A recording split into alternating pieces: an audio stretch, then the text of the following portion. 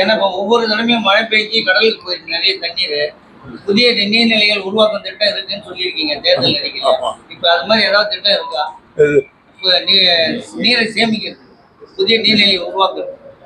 அதாவது பெரும்பகுதி தமிழ்நாட்டில் அணைகள் கட்ட வேண்டிய ஆறுகளை எல்லாம், பெரிய ஆறுகளை எல்லாம் கட்டிவிட்டது. ஆறு தேடிதான் இன்னும் அணை கட்ட வேண்டும். ஆனால் ஆறுகளிலே மழைக்காலங்களில் பெருக்கெடுத்து ஓடுகிற வெள்ளம் 2-3 நாட்களிலே வடிந்து விடுகிறது. அதனால் எந்த பிரயோஜனம் இல்லை. எனவே அங்கங்கு செக் டாம் என்ற சிறு சிறு அணைகளை கட்டினால் தண்ணீர் 4 அடி அகலத்துக்கு 5 அடி உயரத்துக்கும் அங்கே தேங்கி நிற்கும். அதனுடைய விளைவு என்னவென்று கேட்டால், சுற்று வட்டாரத்தில் இருக்கிற கிணறுகளில் நீர் சுரக்கும், குடிநீர் இருக்கும், விவசாயத்துக்கு. உதாரணத்துக்கு கோகைநல்லூரில் இப்போ போன வாரம் கட்டிங்க சேர்ந்து பார்த்தீர்கள். தண்ணீர் கிட்டத்தட்ட ஒரு 3/4 மைல் தூரத்துக்கு நிற்கிறது.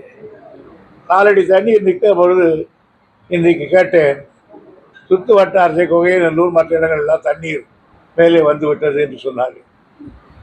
ஆகையினால் இந்த நாங்கள் முதலாக கலைஞர் இருக்கும் போதே மாயனூரில் காவேரிக்கு முன்னால் அப்படி ஒரு செக் டாம் கட்டினோம். அங்கே வறண்ட மாயனூர் இன்றைக்கு வளங்குடிக்கிறது. எனவே போன வருஷம் எங்கெங்கு செக் டாம் கட்டுவதற்கு பணம் கொடுத்தார்களோ அவையெல்லாம் கட்டி முடிக்கப்பட்டிருக்கிறது.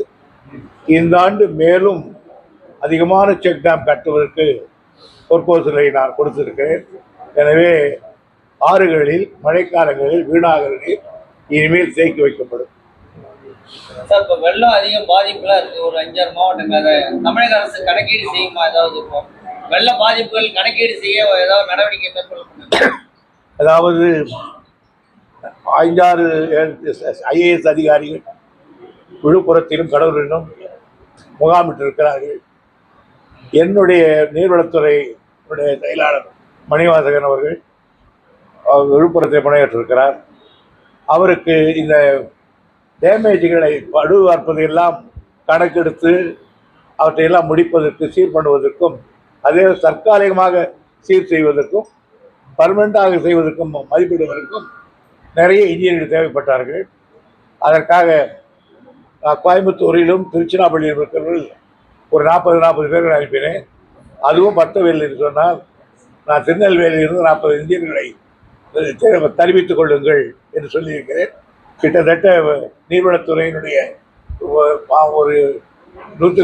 கிட்டத்தட்ட ஒரு 100 இன்ஜினியர்கள் எல்லா இடங்களையும் சுற்றி கொண்டு எங்கெங்கு அடைப்புகளை அடைக்க முடியுமோ செய்துவிட்டு, மிச்சம் அந்த பர்மனன்ட் ரிசோர்ட் பண்ணுவதற்கு எவ்வளவு பணம் தேவை என்பதையும் கணக்கெடுத்து கொண்டிருக்கிறார்.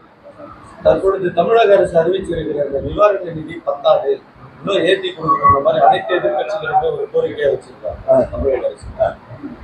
ஃபைனான்ஸ்